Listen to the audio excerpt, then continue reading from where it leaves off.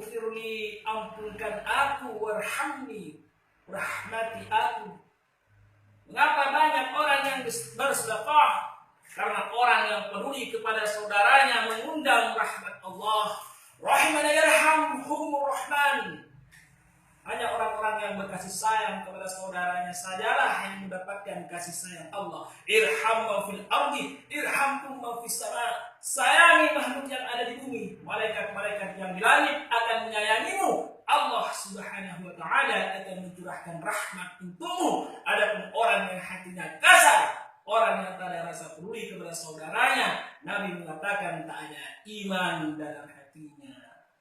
La yu'minu ahadakum, kamu tak beriman hatta yuhibba li akhihi, sampai kau sayang kepada saudaramu ma yuhibbu li nafsihi, sama seperti kau sayang pada dirimu sendiri. Kalau kita berpuasa orang tidak marah.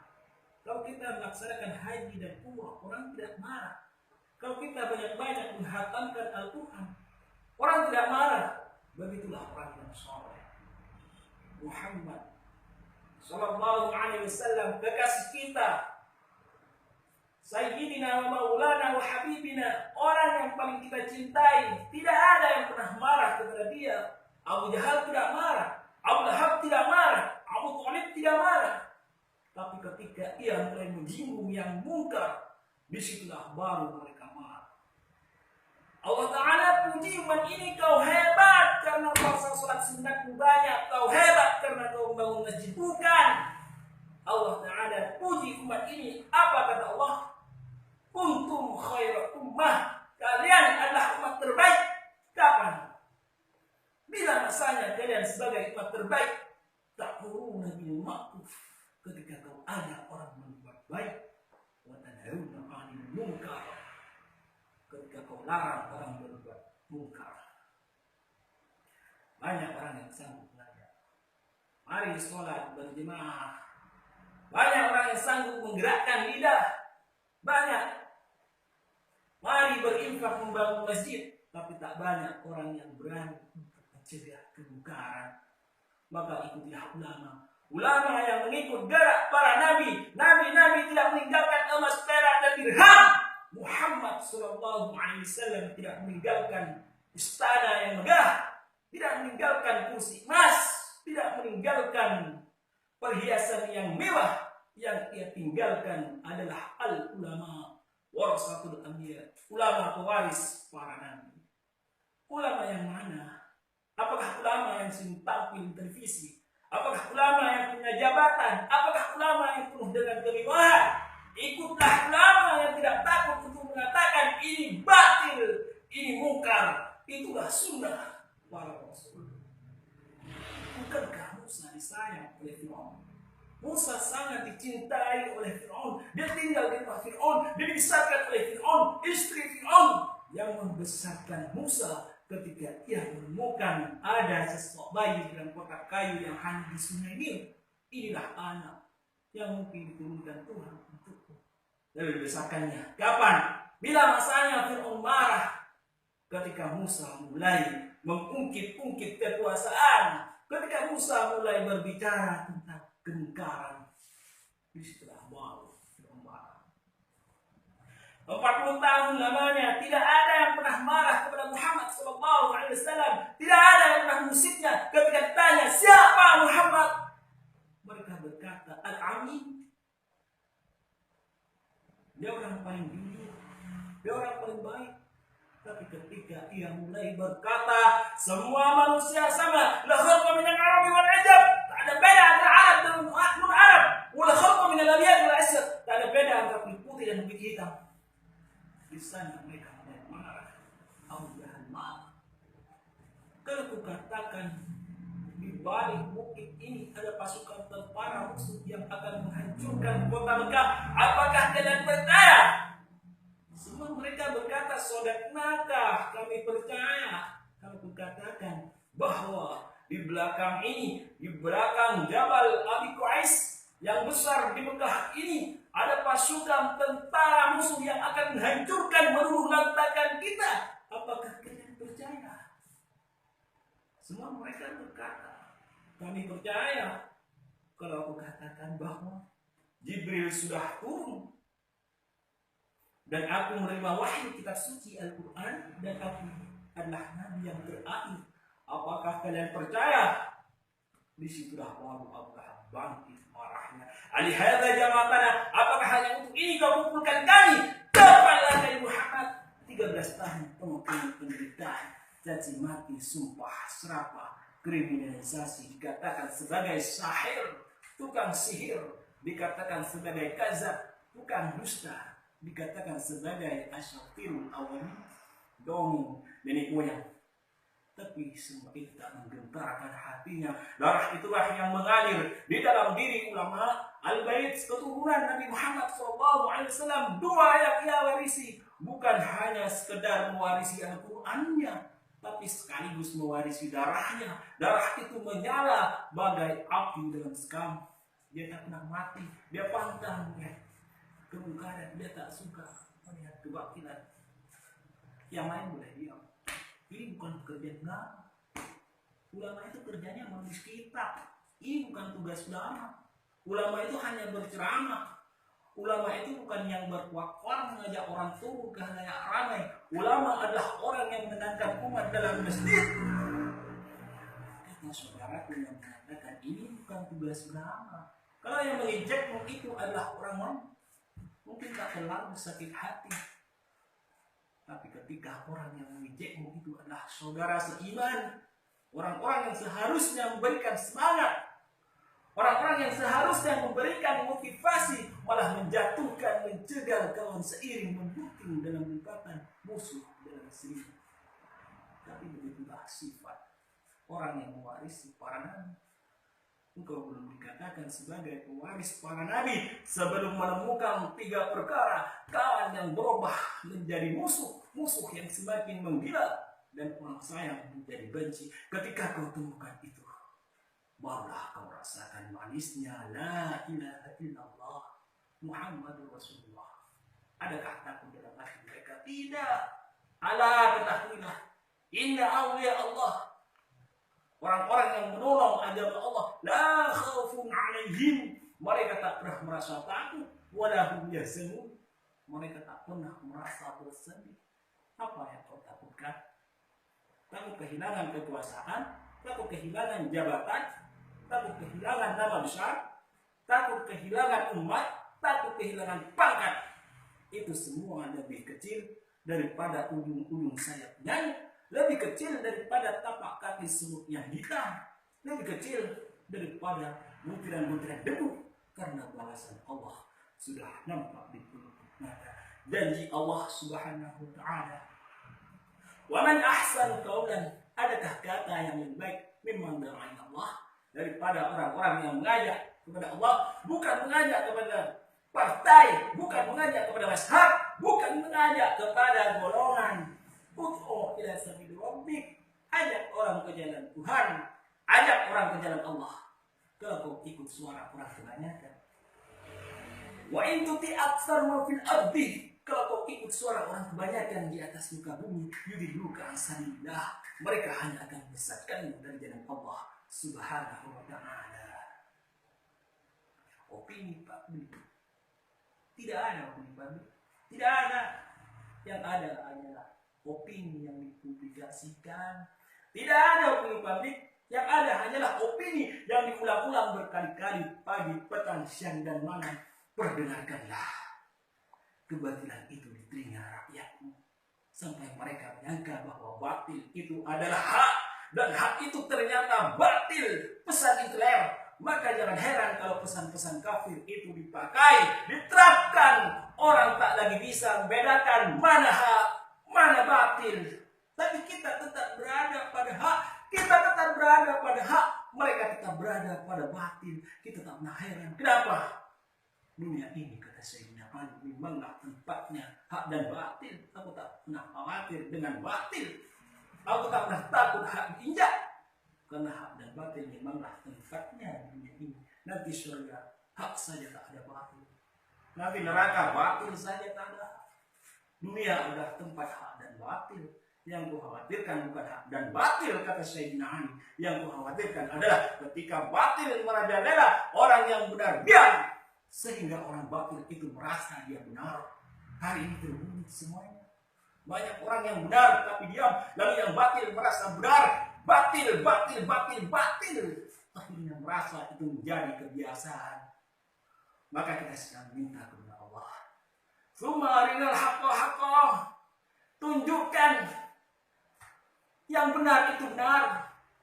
Warzuqna istibah. Tapi bukan sekedar kami tahu benar, tapi berikan kami kekuatan untuk memperjuangkannya. Wa arinal batila. Tunjukkan yang batil itu adalah salah. Warzuqna istibah. Tunjukkan yang batil itu adalah salah, tapi bukan sekedar kami tahu dia salah, tapi berikan kami kekuatan untuk menjauhinya. Dulu semua mengatakan Tengku Umar itu penjahat. Dulu semua mengatakan Sultan Hulu itu jahat. Dulu semua mengatakan Sultan Hasanuddin itu pemberontak. Dulu semua mengatakan Imam Bonjol Brawan. Dulu semua mengatakan Pangeran Diponegoro adalah orang yang melawan kekuasaan. Tapi setelah kebenaran ditunjukkan Allah, mana Belanda yang jahat, mana orang munafik, mana semuanya, semua hilang di tengah sejarah. Hari ini orang masih mengenang foto gambar mereka ditulis dengan tinta emas di dinding-dinding sekolah. Anak-anak sekolah tahu inilah Sultan Hasanuddin, inilah Tengku Umar, inilah Pangeran Diponegoro, inilah ulama-ulama kami, inilah ulama-ulama kami yang meneriakkan Allahu Akbar untuk negeri ini. As-sabadu fayadhabu dufa, yang sampah akan hilang, tapi yang bermanfaat amma yanfa'un nasa fayanqusu fil ardh, yang bermanfaat akan tetap tegak berdiri di atas muka bumi Allah Subhanahu wa ta'ala. Hari berganti musim berubah. Hari berganti musim berubah, tempatnya itu juga. Isi dunia pun itu juga. Hari saja yang berubah, nama saja yang berganti, tapi hak dan batil tinggal lagi kita memilih. Apakah engkau ikut hak atau engkau ikut batil? Yang paling menyedihkan adalah ketika batil itu sudah jelas nyata dan hak itu pun tampak, orang masih lagi bingung mana hak, mana batil. Yang paling menyedihkan adalah ketika batil sudah jelas nyata dan hak itu pun tampak, kau masih bingung juga. Berarti engkau sudah termasuk dalam golongan sumo, bukmun, umyun, peka, tuli, bisu, buta, layak minum. Tak lagi mampu berpikir, layak simak, tak lagi nampak tempat kembali.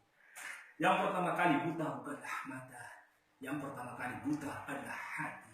Khatamallahu ala qulubihim, setelah hati buta, wa ala sam'ihim, telinga tersumbat, setelah telinga tersumbat, wa ala absarihim wisabah, matamu tertutup oleh selaput, hati terkunci, telinga tersumbat, mata tertutup oleh selaput. Komplitlah penderitaan. Saat itu engkau hidup kata orang, saat itu kau bernyawa kata orang, tapi kau mati di hadapan Allah Subhanahu wa ta'ala. Malaikat maut belum tahu nyawamu, tapi kau sudah mati. Sebenarnya kau adalah mayat yang berjalan. Apa yang kau takutkan? Takut miskin, takut susah, takut kehilangan jabatan. Padahal ketika sampai masanya, kau tak akan pernah ditanya tentang hartamu. Wala tamutunna, jangan kau mati illa melainkan wa antum muslimun, melainkan dalam keadaan muslim. Kau tak akan pernah tanya tentang jabatan yang kau rebutkan sampai agama kau jual. Kau tak akan pernah ditanya tentang anak istrimu, kau halalkan segala cara hanya untuk membahagiakan mereka, tapi kebahagiaan itu tak kau dapatkan hanya sekedar di ujung lidah, di tepi bibir. Manisnya minuman, enaknya makanan, sampai malaikat maut tiba. Setelah itu kau hanya akan menjadi santapan cacing tanah. Sampai masanya kau akan mati. Sudah lama cacing tanah itu menantikan kau tiba, namun akhirnya kau datang juga. Matamu menghitam, membusuk, perutmu meletup, perutmu akan membusuk, usus akan dimakan. Setelah itu kau hanya akan menjadi kenangan semata. 10 tahun, 20 tahun, 50 tahun, 100 tahun digali tanahmu, apapun tak tersisa, hanya di ujung tulang belakangmu saja. Itulah yang akan ditunjuk oleh Allah Subhanahu wa ta'ala dengan satu kata, innama amruhu idza arada syai'an ay yaqula lahu kun fayakun. Kau akan hidup, kau akan tegak, kau akan berdiri, kau akan menghadap Allah Subhanahu wa ta'ala. Kalau kau dulu menjadi binatang, maka kau akan bangkit menjadi binatang. Tapi saat itu Allah akan mengatakan, kunu turaban, jadilah kau menjadi tanah. Maka seluruh binatang berubah menjadi tanah. Saat itu apa kata orang kafir? Wa yaqulul kafir. Orang kafir akan berkata, ya laitani kuntu turaban, andai aku dulu adalah tanah. Tentu hari ini aku akan menjadi tanah. Andai dulu aku adalah binatang, tentu hari ini aku akan menjadi tanah. Tapi kau bukan binatang. Kau pernah menerima amanah, lalu kau sia-siakan, maka kau akan dituntut di hadapan Allah Subhanahu wa ta'ala. La tus'aluna yawma idzin 'anil na'im. Segala nikmat yang pernah diberikan Allah dulu, kau pura-pura tidak tahu kebenaran, kau diam ketika kebenaran diinjak, kau diam ketika yang menyuarakan kebenaran dihina, dilecehkan, diremehkan. Kau diam. Apa kata Allah? Asyak itu anil haq. Orang yang diam ketika kebenaran diinjak, setan ahras, setan bisu. Imam Nawawi mengutip pendapat itu dalam kitab Al-Minhaj Syarah Sahih Muslim. Kalau kau tak sanggup berbicara, jangan kau ikut menggonggong bersama anjing-anjing kila benar hanya untuk menyuarakan suara kekafiran. Paling tidak kau diam.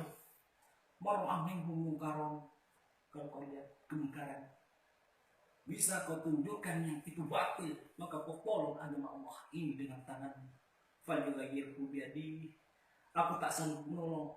Aku takut dipecat. Aku takut dilepaskan. Aku takut tidak makan. Aku takut anak istriku tidak hidup. Aku takut usahaku bangkrut.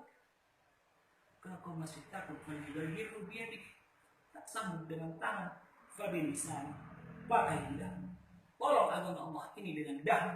Tolong orang-orang yang menyuarakan kebenaran dengan lidahmu. Kalau dengan lidahmu kau tak sanggup, famiqalbi, dengan hatimu kau tahan. Kau tahan, jangan kau ikut-ikutan, karena pada masanya nanti kau tak akan pernah tahan menahankan azab Allah Subhanahu wa ta'ala. Al-yawma nakhtimu ala afwahihim. Hari itu mulut terkunci. Wa tukallimuna aydihim. Tangan akan bicara. Wa tashhadu arjuluhum. Kaki akan bersaksi. Bima kanu yaksibun. Siapa yang akan menolong? Mana atasanmu yang dulu yang kau banggakan?